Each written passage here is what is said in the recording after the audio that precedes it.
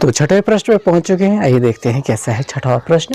कहा गया है कि एक पात्र मतलब होता है बर्तन, और बर्तन का यानी पात्र का निचला सिरा अर्धगोलाकार है। मतलब अर्धगोलाकार कैसा होता होगा भाई? ये निचला सिरा अर्धगोलाकार कुछ इस प्रकार से है, और ऊपरी सिरा बेलनाकार है, यानी कुछ इस प्रकार से बेलन के आकार का होना चाहिए। ये ऐसा कुछ, ठीक है। तो यदि अर्धगोले का व्यास 16 सेंटीमीटर है, देखिए भाई बर्तन जो है ऐसे ही होगा। ये गोल जो बेलन है वो छोटा नहीं हो सकता, बड़ा नहीं हो सकता, पॉसिबल ही नहीं है, बर्तन नहीं बन पाएगा ऐसे। और अगर छोटा बड़ा होता तो कहता कि छोटा है, ऐसा है, वैसा है। तो अर्धगोले का व्यास 16 सेंटीमीटर दिया गया है, तो यहाँ से यहाँ तक का व्यास दिया गया है। ध्यान देंगे 16 सेंटीमीटर आपका व्यास है, यहाँ से लेकर के यहाँ तक का पूरा। और पात्र की कुल ऊंचाई 15 सेंटीमीटर है। यहाँ से लेकर अगर टोटल डिस्टेंस देखेंगे तो 15 सेंटीमीटर है। तो पात्र की क्षमता ज्ञात करना है। क्षमता मतलब होता है उसकी धारिता, उसमें कितना आएगा लीटर में, या फिर आयतन ही निकाल ले, कुछ भी निकाले, बस यही निकालना है हमको, आयतन ही निकालना है। पाई बराबर 22/7 लीजिए, वो हम लेंगे ही।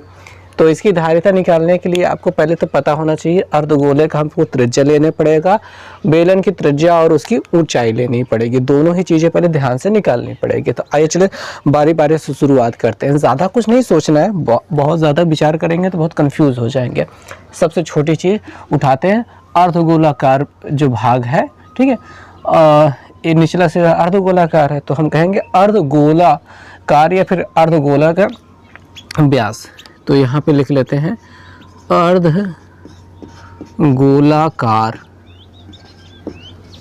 भाग का व्यास लेना चाहेंगे। सबसे पहले तो व्यास से ही शुरुआत कर लेते हैं, जो 16 सेंटीमीटर दिया गया था। तो हम यहाँ पे त्रिज्या ले लेंगे, त्रिज्या, और वो हो जाएगा R बराबर हम कहेंगे 16/2 यानी कि 8 सेंटीमीटर। ओके, तो त्रिज्या मिल गए। अब बात कर लेते हैं बेलनाकार भाग के। बेलनाकार भाग, बेलनाकार भाग का की त्रिज्या लेना है। त्रिज्या जो अभी आपको मिल गई है अर्धगोलाकार भाग की त्रिज्या, वही होगी हमारे बेलन की त्रिज्या। सेम टू सेम बराबर, इसके लिए भी वही, मतलब दोनों के लिए सेम टू सेम है।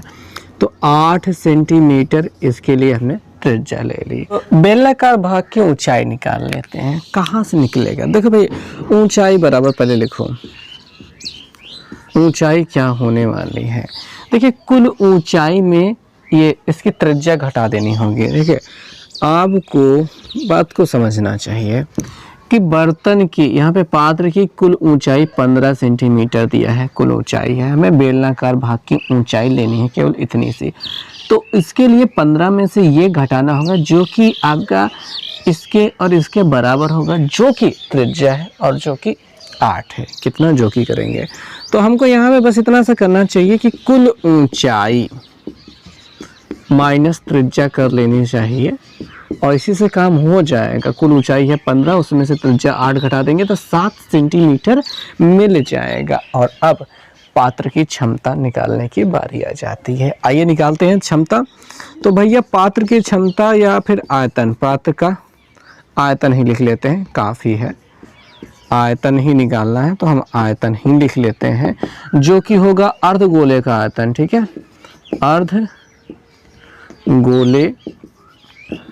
का आयतन प्लस आपके बेलन का आयतन, बेलन का आयतन।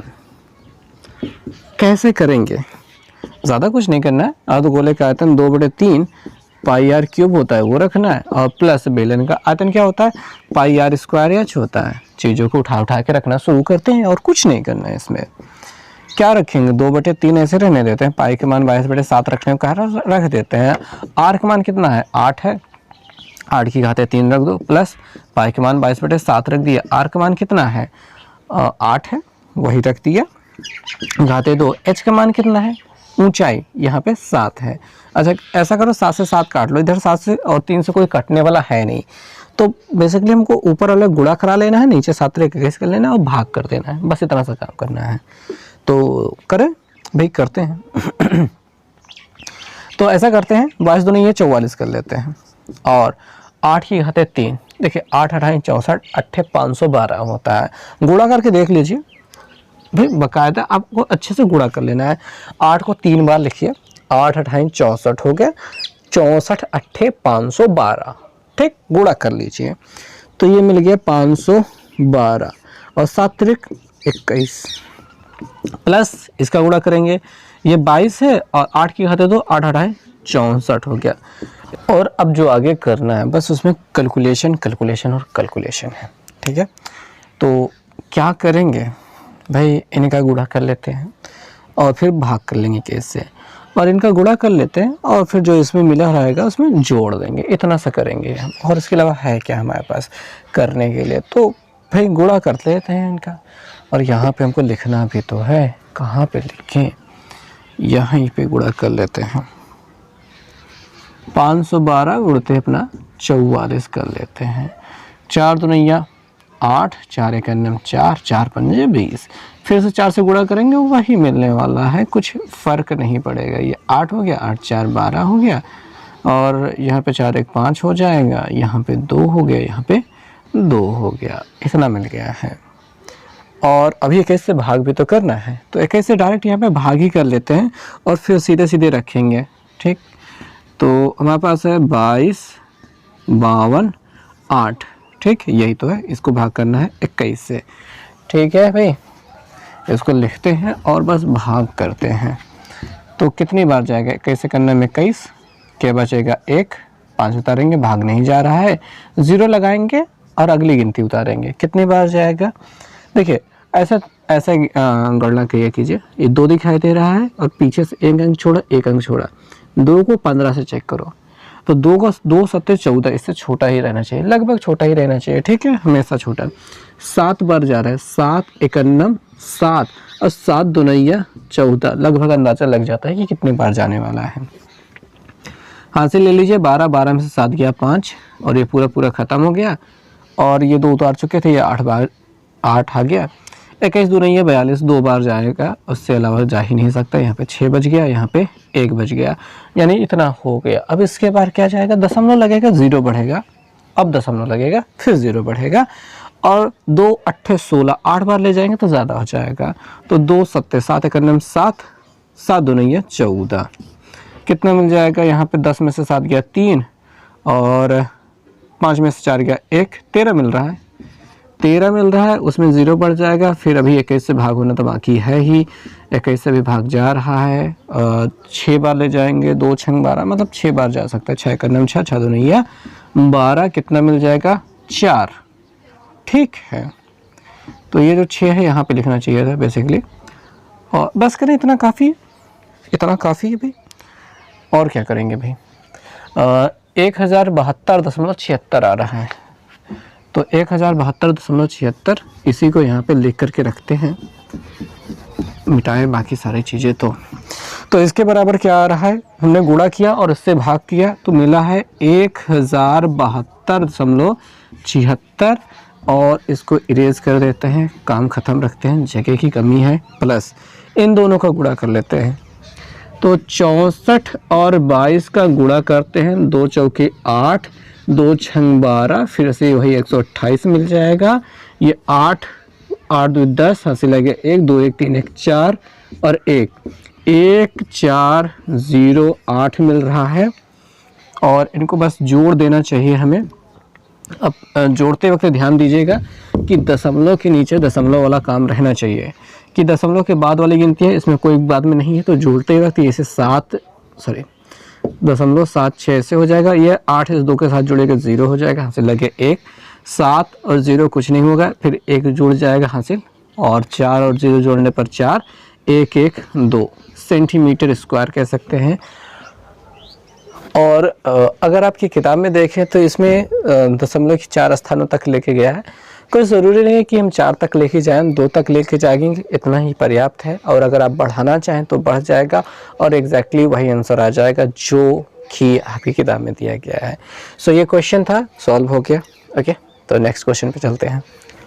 सो दोस्तों 7वां प्रश्न आ चुका है। आइए देखते हैं क्या है 7वें प्रश्न में। एक लकड़ी की वस्तु जिसे घनाकार लकड़ी के ब्लॉक्स में अर्धगोला खोदकर बनाया गया है और यदि घन के का प्रत्येक किनारा 10 सेंटीमीटर तथा अर्धगोले के आधार का व्यास 7 सेंटीमीटर है तो लकड़ी की वस्तु का आयतन ज्ञात कीजिए। यानी कि एक हमारे पास लकड़ी का ब्लॉक है घनाकार, ठीक, इतनी बात समझ में आती है।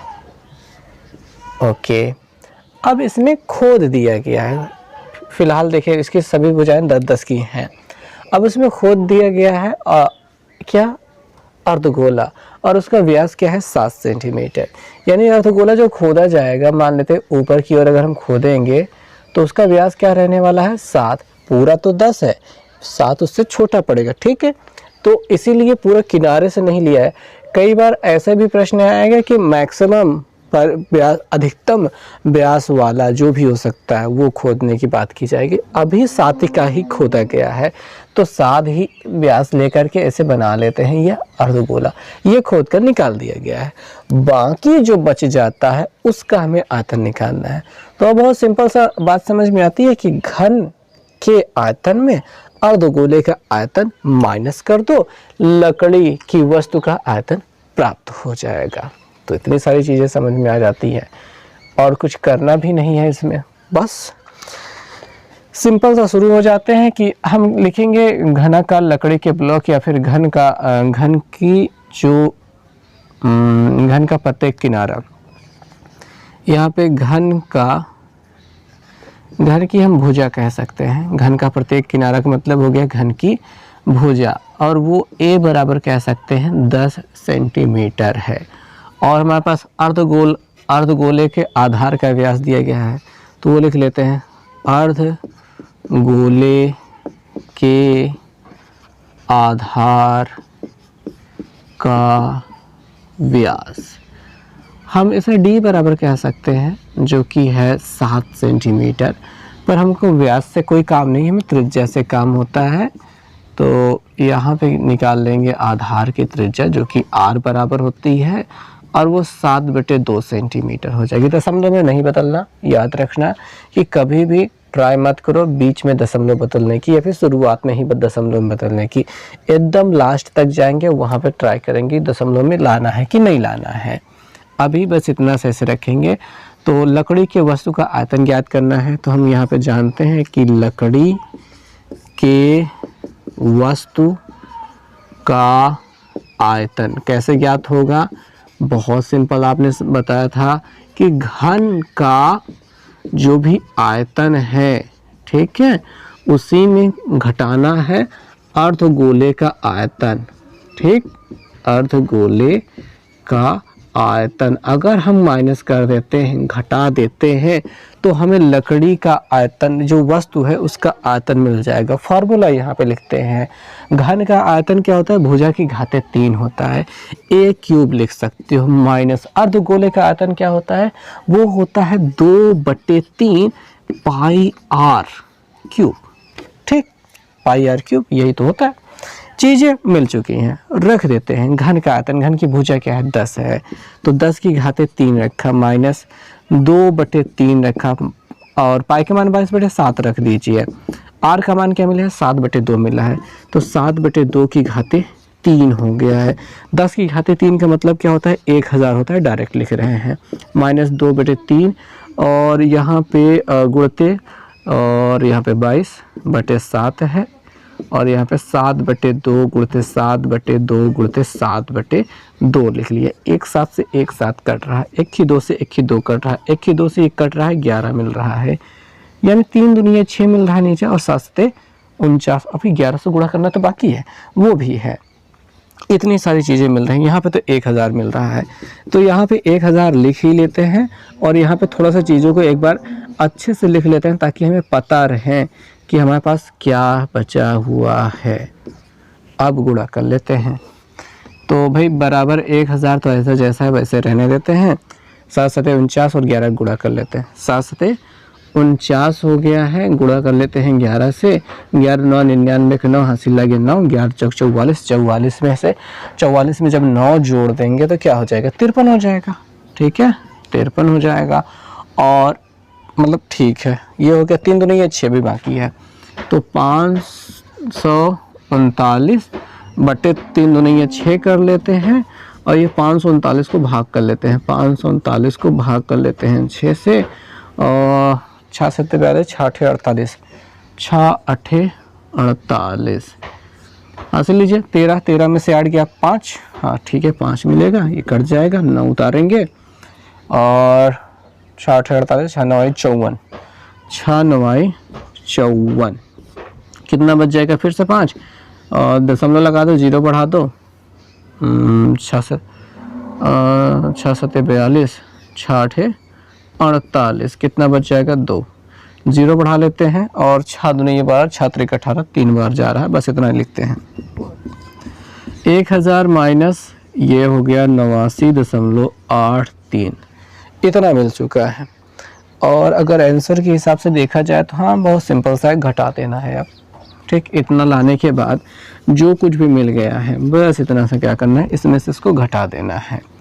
अच्छा, जिनको भी दशमलव की घटाने में थोड़ी सी दिक्कत हो रही है वो ऐसा समझें कि इन्हें ऐसे लिखना है, नहीं कई बार को क्या है गलतियां कर देते हैं। जैसा था वैसे लिख लिया, दशमलव ऊपर 0 0 ऐसे लगा लो। ठीक, घटाने का काम अच्छे से करना, नहीं पता चला घटाना, सब कुछ आता है घटाना ही नहीं आता। बहुत से बच्चे हमने देखे हैं जो हाई स्कूल में पहुंच गए हैं, फिर इसमें से इसमें घटा नहीं पाते हैं, बड़ी समस्या होती है उनके साथ में, और कहते हैं सर सही तो किए हैं। फिर बात समझो, ये 1000 है, 1000 है, ये 89.83 है, तो ये 89 ऐसे दशमलव से पहले वाले दशमलव ऐसे नीचे लिखा जाएगा, 83 जो है पीछे लिखा जाएगा। इधर के इसके पास दशमलव नहीं था, दशमलव लगाओ, पीछे 0 0 बढ़ा दो। अब क्या करना है, हासिल लेते जाना, इसमें से इसमें हासिल लिया, फिर लास्ट में यहाँ पे हासिल होगी, यहाँ पे रहेगा 10, 10 में से 3 गया 7 मिलेगा। यहाँ पे बचा होगा 9, 9 में से 8 गया 1 बचेगा, 9 में से 9 गया 0, 9 में से 8 गया 1 और यहाँ पे बचा होगा 9, यानी कि 910.17 सेंटीमीटर क्यूब मिलेगा इस लकड़ी का आयतन जो आपके इस प्रश्न में है। तो फाइनली यही आंसर आ रहा है, करेक्ट यही आ रहा है और बिल्कुल यही आ रहा है। ठीक है, तो कैसा लगा